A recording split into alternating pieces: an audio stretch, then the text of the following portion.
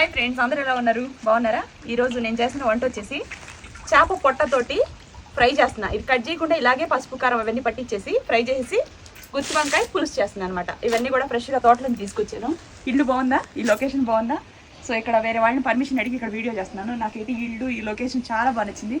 ఎటు నుంచి చూసినా నేచరే తప్ప అసలు ఎంత బాగుంది. ఇదంతా మైసూర్ నుంచి ఒక 1.5 hour దూరంగా వెళ్తే వస్తుంది అనమాట. రండి